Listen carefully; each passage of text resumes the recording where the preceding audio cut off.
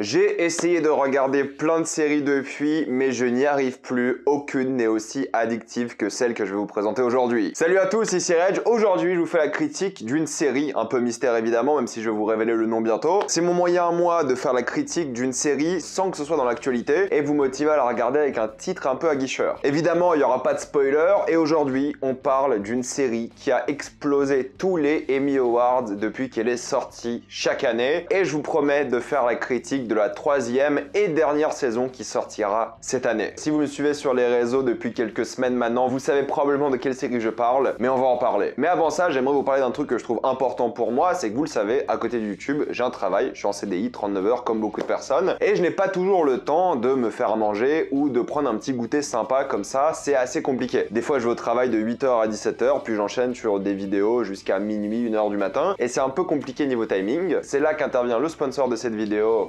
YFood, avec ses bars à déguster. Il y a 4 goûts dont 2 vegan et vous savez que j'aurais pas fait la promotion s'il n'y avait pas d'option vegan. 24 minéraux et vitamines, 60 grammes chacune, environ 220 calories et 2 à 3 heures de satiété et ça c'est vraiment important parce que pour moi c'est vraiment utile. L'objectif de YFood c'est vous proposer une alternative à la malbouffe, une alternative plus saine qui vous permet de manger quelque chose rapidement, qui vous permet aussi de faire le plein d'énergie, surtout afin de dépanner quand vous en avez besoin. Les 2 goûts vegan c'est raspberry chocolat et brownie chocolat. J'ai une préférence pour le brownie chocolat, mais les 2 goûts sont vraiment bons et c'est addictif, je dois vous l'admettre. Vous avez la possibilité d'essayer ces bars avec le pack découverte YFood, c'est disponible en France et en Belgique. Et si vous utilisez le lien dans la description et dans le commentaire épinglé avec le code promo qui s'affiche ici, RegGelleGorilla-YouTube, vous allez même avoir une belle offre. Profitez-en pour découvrir ce pack et foncez sur l'offre. Pour revenir à la vidéo, de quelle série est-ce que vous pensez que je suis tombé amoureux? Eh bien, c'est l'heure de vous le dire. Ted Lasso est l'histoire d'un coach de football américain qui arrive au Royaume-Uni afin d'entraîner une équipe de la première ligue de football. C'est là qu'il va se confronter à différents chocs, que ce soit sportifs ou culturels, et il va devoir faire gagner son équipe, mais avant tout rendre la vie de ses joueurs meilleure. Je vous arrête tout de suite pour ceux qui sont pas forcément fans de foot ou qui sont pas du tout intéressés par le sujet, ce n'est pas une série qui parle de foot. Mais par contre, les gens qui aiment bien le foot, je pense que vous avez quand même apprécié la série. Mais pour les gens qui suivent pas du tout le foot, pour les gens qui n'aiment pas du tout, ce n'est pas une série qui parle de foot. Oui, c'est le contexte d'un club de foot, mais ça n'a rien à voir avec le foot. Il y a très peu de matchs, l'objectif c'est pas parler foot, vraiment. Il y a des caméos très sympas, même de certaines légendes françaises, et il y a quelques références au foot, voilà, mine de rien, mais le but de l'histoire, c'est pas de parler football. Ted Lasso, c'est une série que j'ai dégustée il y a quelques semaines, que j'ai découvert récemment, et c'est l'une des séries les plus addictives que j'ai vues de ma vie. C'est une série sur Apple TV+,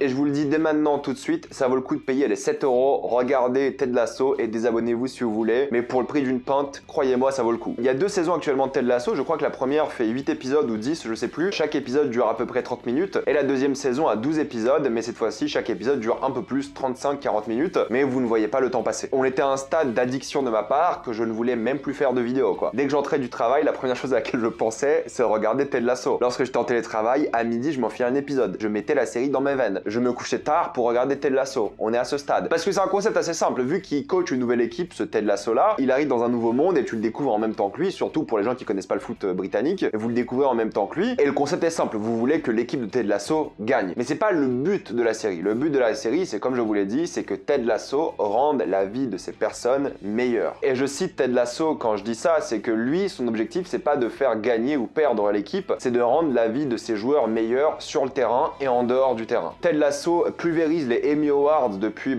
que la série est sortie. La dernière et 3e saison va sortir cette année normalement, et c'est bien qu'il s'arrête à 3, parce que je pense que le concept aurait pu être redondant après. Là, il est pas du tout redondant, et une 3e et dernière saison sera l'adieu parfait, je pense. Alors oui, j'aimerais en voir des dizaines de saisons de Ted Lasso si ça a cette qualité-là, mais je pense qu'à un moment, faut savoir dire stop et que c'est terminé, et Ted Lasso, je pense que l'a bien fait maintenant avec sa 3e saison, parce que je pense que c'est ce qu'il faut pour conclure l'arc et ne pas rendre cette série répétitive. Mais c'est une série qui est assez folle parce qu'en fait, elle vient d'un sketch qui était fait par NBC Sports à l'époque. NBC Sports voulait faire la promotion du fait qu'ils commençaient à diffuser la première ligue de football britannique, et ils ont créé ce personnage de Ted Lasso. Ils ont fait plusieurs sketchs. Les sketchs ont presque une dizaine d'années, et c'est que après quelques temps que Jason Sudeikis y a réfléchi et il allait voir Bill Lawrence, le showrunner de Scrubs à l'époque. Scrubs, l'une des meilleures sitcoms de tous les temps, et l'une de mes sitcoms préférées aussi, honnêtement, je vous la conseille aussi. Je crois que c'est dispo sur Disney+. Mais bref, Jason Sudeikis qui joue donc Ted Lasso dans la série et qui jouait dans le sketch à l'époque, et allait voir Bill Lawrence et plein d'autres scénaristes et se sont dit ok, on va en faire une série. Apple a acheté la série et la diffuse. Et c'est l'une des séries phares d'Apple, si c'est pas la série phare d'Apple, c'est un véritable carton. Mais là vous vous dites bon, c'est une série comique d'un américain qui vient entraîner une équipe de football britannique. Les blagues blagues vont être sur les différences culturelles et des choses comme ça. Oui, il y en a un petit peu quand même, mine de rien. Il y en a même pas mal, je dirais, mais c'est pas le but de l'histoire. Les gens qui disent que Ted Lasso n'est qu'une comédie, ils ont pas vraiment compris la série. Parce que Ted Lasso est autant une comédie que BoJack Horseman est une comédie. Voilà, c'est la meilleure comparaison que je peux vous faire. Alors oui, c'est moins sombre que BoJack Horseman, qui va très loin à certains moments, mais il y a des moments comme ça. Il y a des moments très durs, il y a des moments qui parlent de thématiques très sérieuses que je vais vous citer plus tard. Les gens qui vous disent que c'est qu'une comédie et que c'est que marrant, c'est faux. C'est très drôle, c'est même super drôle. Vous allez vraiment rigoler devant. Moi, je sais que j'ai beaucoup rigolé devant. Le personnage de Roy Kent, honnêtement génial. D'ailleurs, l'acteur qui joue Roy Kent, il est fabuleux. Il a gagné 2 Emmy Awards d'ailleurs pour ce rôle. Je sais que les récompenses, ça veut pas forcément dire grand chose, mais l'acteur a percé grâce à ça. Et plus que ça, il est aussi scénariste de la série. Série brillamment écrite, les dialogues sont géniaux, le développement des personnages est génial. Parce que l'idée, encore une fois, c'est que oui, il y a plein de personnes qui sont à différentes positions dans un club. La personne qui s'occupe du marketing, la personne qui s'occupe des finances, la personne qui s'occupe du club, la présidente, le manager, etc. Mais ça parle pas de ça. Ça parle pas de management de foot. Ça parle pas de technique de foot non plus. Pour les gens qui aiment le foot comme moi, n'allez pas voir cette série pour le football. C'est pas le but. Le but, c'est les personnages, c'est la cohésion d'équipe, c'est comment ces gens vivent, c'est quoi leur passé, c'est quoi leur traumatisme, c'est quoi leurs rêves, c'est quoi leur motivation, c'est quoi leurs idées, pourquoi est-ce qu'ils s'entendent pas bien ensemble, comment est-ce que Ted Lasso doit faire pour qu'ils s'entendent mieux ensemble. Ted Lasso, c'est pas un stratège. Il y connaît rien en foot. Genre dans le dernier épisode de la saison 1, il demande quand même à un arbitre c'est quoi le hors-jeu. Donc il y connaît rien. Lui, il est là pour que les gens s'entendent bien. Le foot, lui, ça l'intéresse pas. Il veut juste voir son équipe bien s'entendre et c'est le but de la série. Et donc derrière toute cette comédie-là, il y a énormément de drame et chaque personnage a pas forcément un passé douloureux, mais a des rêves qui ont de gros obstacles et ils essaient justement de les surpasser. Et ça, c'est intéressant à voir. Et ce qui est fort dans la série, c'est qu'il commence avec des personnages que tu détestes et au fur et à mesure de la série, tu commences à les adorer. Et l'inverse, c'est des personnages que tu adores au début et que tu détestes à la fin. La série arrive vraiment très bien à te faire changer d'avis sur des personnages et même des personnages que tu détestes et que tu continues de détester, tu comprends pourquoi ils font ce qu'ils font. Et du coup, c'est une série qui est très peu manichéenne pour le coup. Même les antagonistes, entre guillemets, sont pas des méchants caricaturaux. Ils sont pas là à donner des speeches diaboliques. Ils sont humains. Ils ont juste un ego et des choses comme ça. Mais la série est très humaine, très réaliste, je trouve, dans la réaction des gens, dans la manière de se comporter entre eux. Il y a une vraie alchimie naturelle. T'as l'impression que c'est une vraie équipe. T'as l'impression que ces acteurs se connaissent depuis longtemps. T'as l'impression qu'ils ont presque vécu ensemble depuis des mois. C'est tellement naturel et tellement bien écrit que t'y crois tout le long. Et tu t'attaches énormément aux personnages. T'as envie qu'ils arrivent au bout des choses. T'as envie qu'ils gagnent. Quand ils perdent, t'es dégoûté. Quand ils font match nul, t'es dégoûté. Quand ils ratent des dates, quand ils ont des crises de panique, t'es dégoûté. T'es vraiment avec eux. T'as l'impression d'être un autre joueur de l'équipe et ça c'est fou. T'es à la fois supporter de l'équipe, t'as envie d'être coach en même temps et t'as envie d'être parmi les joueurs de l'équipe. Donc ça c'est assez fou. Mais la série va vous lâcher des bombes émotionnelles assez régulièrement, mine de rien, et va vous faire rigoler et pleurer des fois en même temps, des larmes de joie, des fois des larmes de tristesse, c'est vraiment le bordel. Mais ça qui est fort, c'est qu'en fait, d'un point de vue des montagnes russes émotionnelles, c'est une série qui est très feel good, elle te fait sourire tout le long, mais il y a aussi des moments qui sont assez crus, assez durs, où t'as des émotions assez contraires qui apparaissent, et c'est une force dingue de la série de faire ça en fait. Entre les actes de gentillesse qui sont super beaux, et juste le personnage de Ted Lasso qui est une figure tellement incroyable, je conclurai en parlant de lui plus tard, mais c'est quand même assez fantastique ce que la série a réussi à faire. Et t'as des moments cultes, hein. Pour n'en citer que deux, je vous citerai évidemment le jeu de fléchettes de la saison 1, et le fameux speech par rapport à un entraînement, je vous en dirai pas plus, mais ça marque dès le début quoi. Et la saison 1 est très marquante, la saison 2 aussi, t'as plein de scènes géniales. Des fois c'est des moments tout bêtes quoi, c'est genre 5 phrases d'un personnage à un autre, mais c'est un peu une confession, ou c'est un peu quelque chose qu'ils voulaient dire depuis longtemps, qui a pas forcément d'enjeu, mais ils ne voulaient pas le dire par rapport à leur ego, et quand ils le disent, c'est genre 5 phrases, mais c'est tellement mémorable, tellement fort, parce que les acteurs sont brillants, les personnages sont super bien écrits, encore une fois ils ont une belle évolution, tu les comprends, et ils avancent quoi dans leur vie, et t'as souvent des opinions assez conflictuelles par rapport à eux, mais l'acting est impeccable. C'est pas pour rien que quasiment tous les acteurs gagnent des récompenses pour leur acting, c'est qu'ils sont excellents, et ils ont tous le droit à des scènes où ils sont excellents. Tu les vois être parfaits, et la série leur offre justement cette portée d'acteurs. Ils ont le droit à des épisodes qui leur sont des fois consacrés. Il y a un épisode qui est fou et qui est assez osé mine de rien, qui est l'épisode le plus détesté de la série, que moi j'ai beaucoup aimé. C'est l'épisode sur Coach Beard, qui est l'assistant coach de Ted, qui est une sorte d'épisode qui est presque réalisé par David Lynch, t'as l'impression, mais qui est fort parce qu'il parle de ce personnage-là, et c'est ça qui est dingue, c'est qu'ils arrivent à t'intéresser à plein de personnages, parce qu'ils prennent le temps. Ils prennent le temps, mais en même temps ça va à 200 à l'heure, c'est ça qui est fou. Tu crées une vraie empathie envers tous ces personnages-là. Il y en a pas beaucoup qui sont rajoutés d'une saison à une autre, mais c'est bien parce que tu peux développer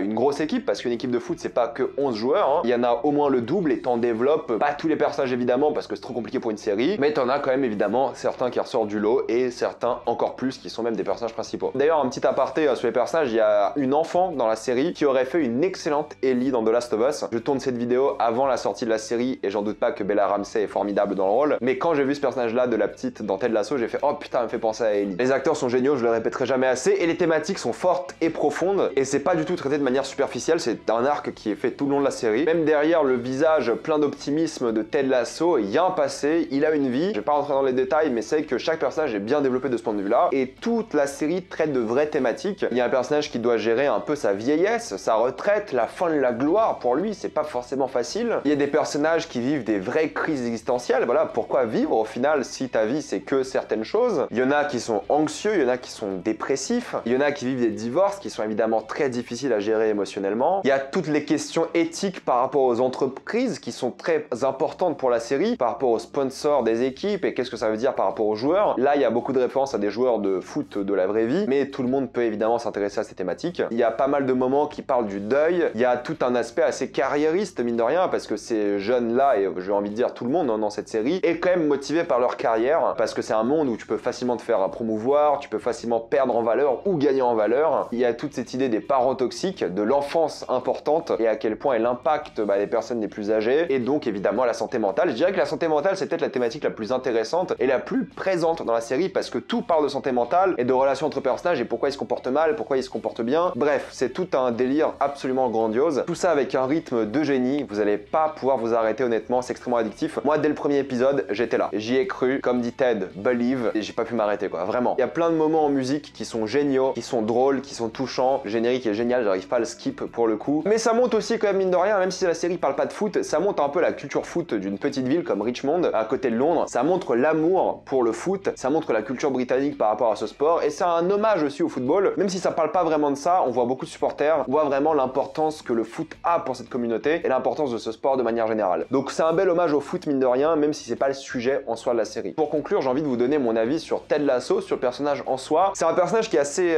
inspirant, qui est assez motivant, parce qu'en fait c'est un personnage qui est plein d'optimisme, qui arrive à pardonner les gens, qui est tout simplement extrêmement patient, qui est compréhensif, qui est empathique, il a un peu cette énergie de Golden Retriever, mais qui est compréhensif. Il est honnête, il a une positivité constante, et c'est un peu l'image de la série. Il cache peut-être des choses qui sont plus dures et qui cachent bien, mais c'est un peu l'image de la série, c'est quelque chose d'extrêmement positif qui vous fait sourire, c'est un feel-good show de folie. Je pense que c'est le genre de série qui peut aider les gens parce que ça parle de thématiques sérieuses, parce que ça fait sourire et parce que c'est extrêmement bien écrit et bien filmé et bien joué. Et après avoir vu Ted Lasso, t'as envie d'être un peu comme Ted dans ta vie de tous les jours, de pardonner, d'accepter, de dire que la vie, en fait, elle vaut le coup d'être vécue, mine de rien. C'est un peu une phrase dépressive que je viens de vous dire, mais voilà, c'est des thématiques qui sont dans la série et l'optimisme de Ted, son énergie est folle et ça te donne envie d'être un peu comme Ted dans la vie de tous les jours. C'est sur Apple TV+, encore une fois, je suis pas sponsorisé par eux, c'est juste une série que je vous conseille pour 7 €, juste pour regarder cette série, ça vaut le coup, et ensuite profitez-en pour regarder d'autres séries. Des recommandations rapides, il y a For All Mankind que j'aime bien, Defending Jacob qui est très cool, Severance, ma série préférée l'année dernière, c'est une série Apple. Il y en a plein, honnêtement, je vous en conseille vraiment plein, et comme dirait Ted Lasso,